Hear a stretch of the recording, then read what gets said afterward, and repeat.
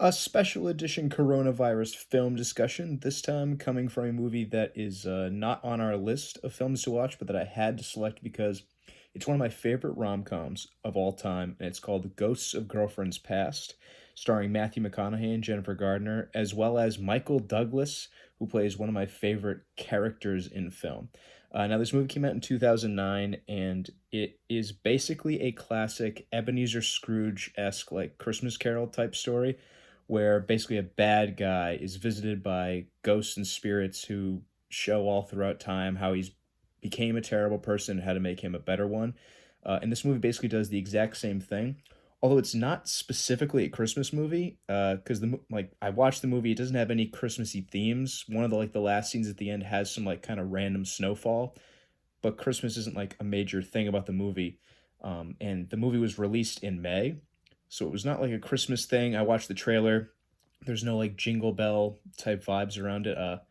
But the story is that Matthew McConaughey plays this character Connor Mead, who is this like famous photographer, takes pictures for all these major magazines and stuff, and usually it's all like sex type of things, taking pictures of like half naked models and glorifying movie stars and stuff like that. And he also is just a major playboy in real life, tricking girls into falling in love with him so they can sleep with them and then kind of leave them because he doesn't believe in commitment and attachment, a trait he picked up from his uncle, who basically adopted him after he and his brother, who we'll meet later in the story, their parents die in a car crash, and Michael Douglas, who's this rich Hugh Hefner type, basically Michael Douglas just plays himself. We all know that the actual actor Michael Douglas has had quite an interesting little love history. But he plays this character Uncle Wayne, and he is like the king of pickup artist type of things. And he basically teaches Connor everything he knows about how to pick up women, how to not fall in love, and just how to be with as many as possible. And he runs that lifestyle. Connor's brother, on the other hand, who is still close with Connor, isn't like that at all. He's very monogamous, but he invites Connor to this wedding that's happening because he's getting married, and he basically invites Connor to the wedding and says, "I want you to be the best man. I know that you don't approve of the whole getting married and wedding thing because you think love is dumb." We learn kind of later why he thinks that later on in the story.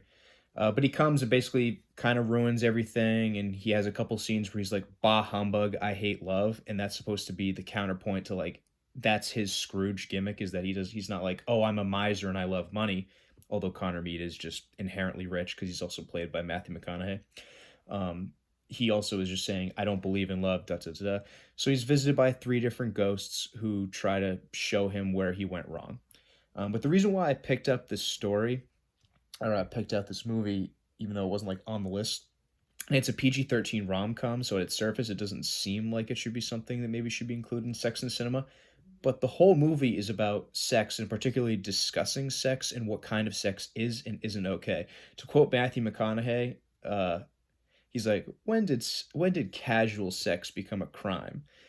He goes on so many monologues, and there's so many like weird ideological opinions about when sex is and isn't okay, and not from like a consensual point of view, because Connor Mead is like a sleazy pickup artist, but he's never like lying to any women, and he's never like tricking them or doing anything illegal. It's just basically about what is the morality of casual sex and having many partners.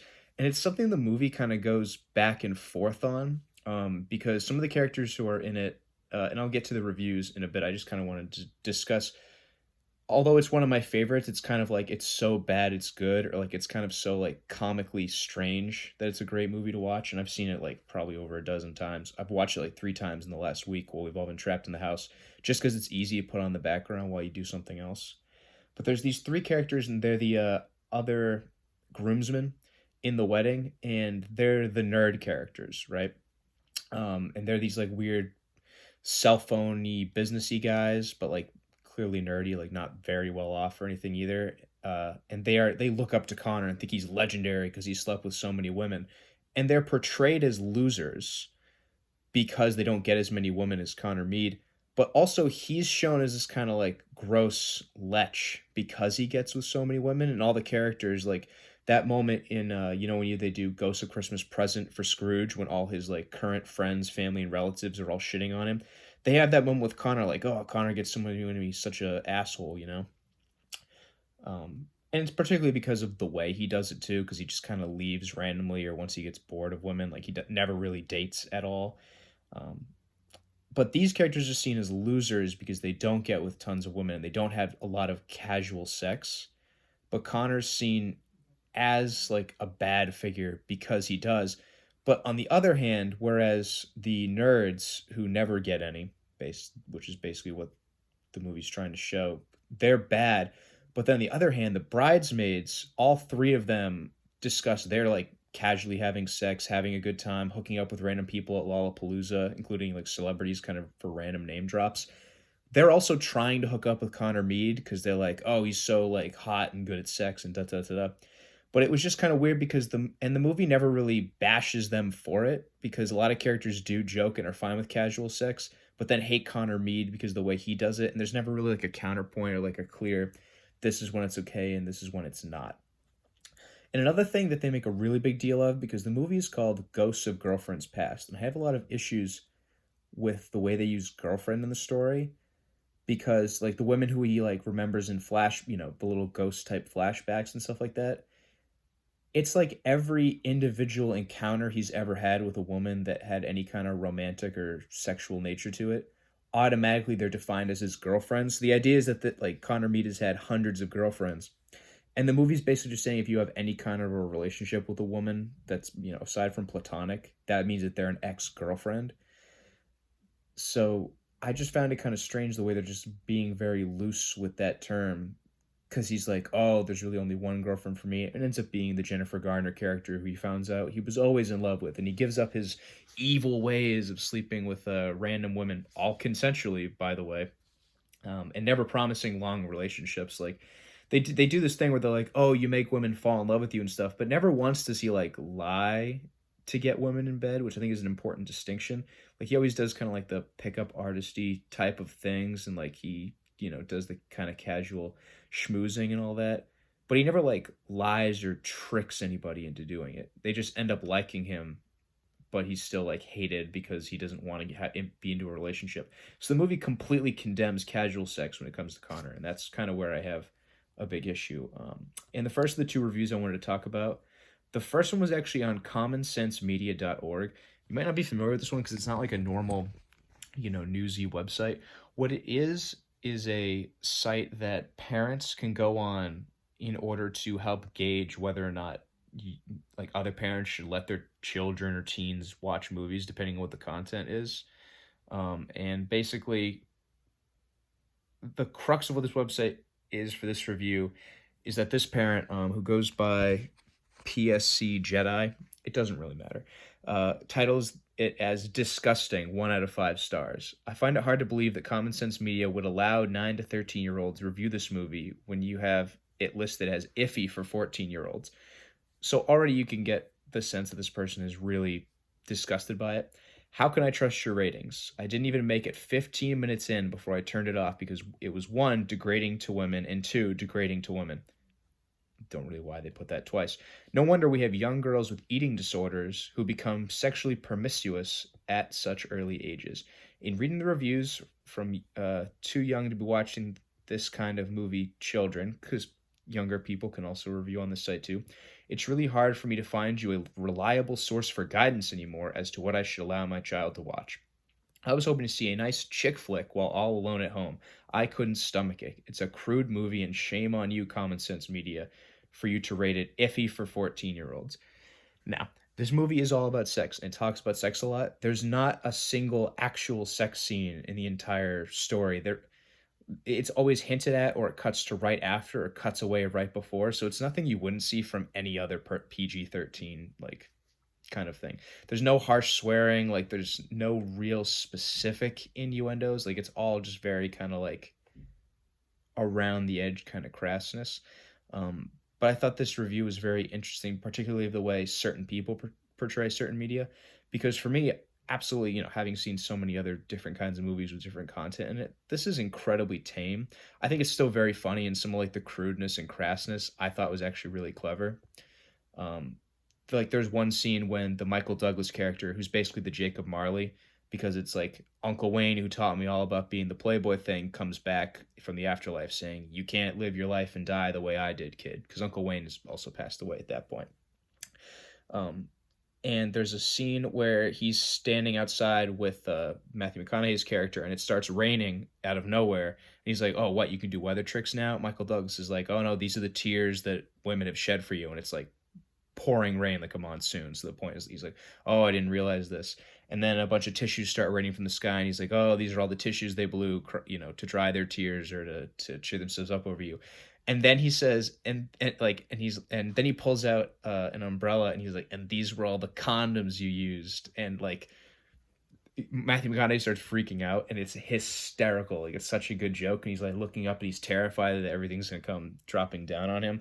And then it cuts away, and he like snaps back to reality because he was in a little dream sequence. I just thought that's pretty crass comedy, but they don't show anything. It ends up being really funny. It's a pretty good PG-13 way to get around something that could have been, more rated R kind of goofy comedy. But this person just saying that it's like, uh, it's not a nice chick flick, which I don't really like that term anyway, because it's like, well, you should try to like make movies as general for audiences as possible. But I do think this is a movie that guys or girls could watch and enjoy, because like the male and female leads are all very funny in it, and I like Jennifer Garner, Matthew McConaughey in general. I thought the line too, "No wonder we have young girls with eating disorders who become sexually promiscuous." I don't really know where they grab that from the movie. Like, I guess eating disorders just because everyone's a famous celebrity, so they're all do look very good. Like, I don't believe there's any really overweight people or obese people in the film. Like, everyone's in pretty amazing shape.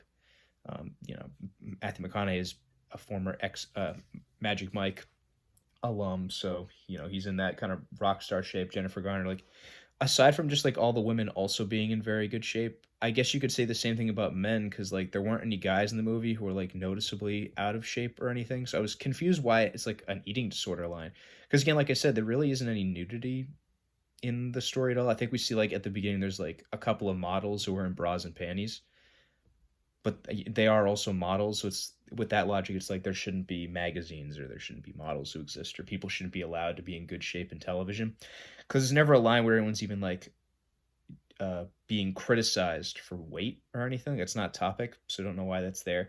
And then become why no wonder we have young girls becoming sexually promiscuous.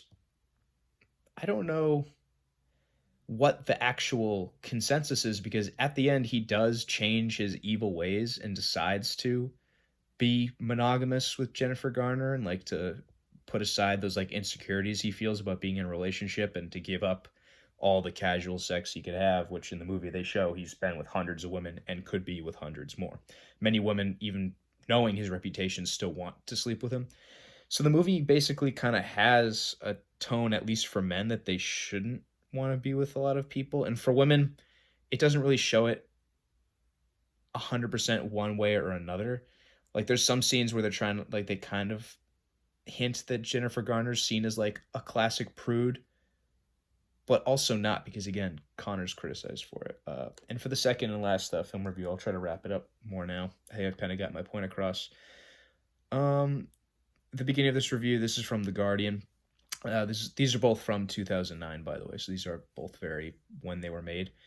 Uh, Charles Dickens' A Christmas Carol has been endlessly remade since the earliest silent days, musicalized, Disneyfied, Muppeted, and imaginatively varied in such masterpieces as Wild Strawberries and Groundhog's Day. Scrooge is another example of different ways they've done Christmas Carol. None, this is insane, none so far have been as bad as this unpleasant comedy in which Manhattan celebrity photographer Connor Mead faces up to his sad, lecherous life on the eve of his younger brother's wedding.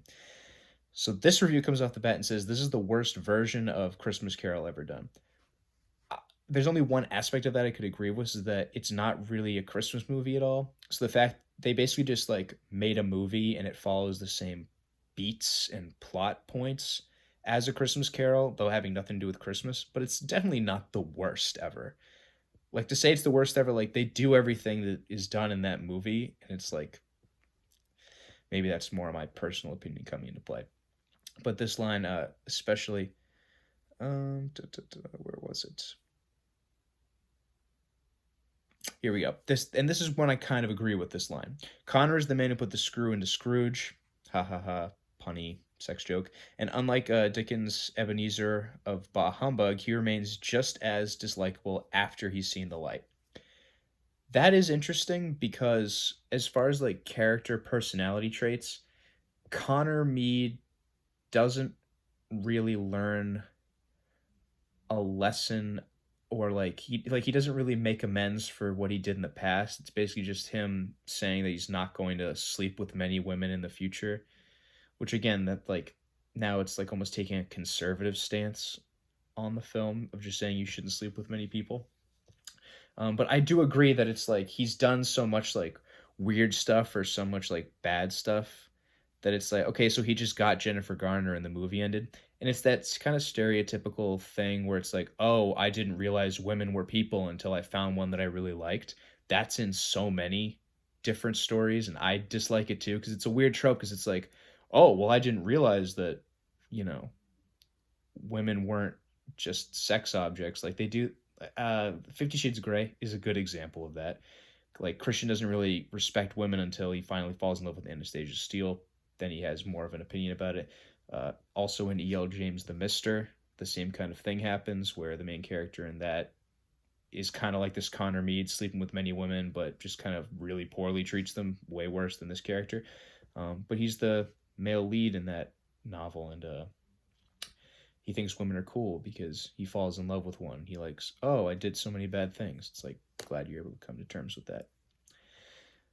But overall, if I can give a review for it, I highly recommend it. It's on Netflix. It's an hour and 40 minutes. It's got a bunch of really famous, attractive looking people in it. So it's like a very good kind of rom com, easy to watch kind of thing. It's probably really comparable to The Ugly Truth, which I thought was on the list. I don't remember if it is, except that this is PG-13, whereas The Ugly Truth is rated R for some reason. Although, and I'm gonna do The Ugly Truth next. That's why I'm saying it, because I like looking at these kind of like weird rom com movies. And Ugly Truth is like my second guilty pleasure rom com. Even though I hate Heidi Klum, but I like Gerard Butler because he's a terrible actor, but he's fun to watch. Um, Even though Matthew McConaughey is a good actor, but also fun to watch. So yeah, I'm gonna do that one next probably, and I do recommend it. And till next time.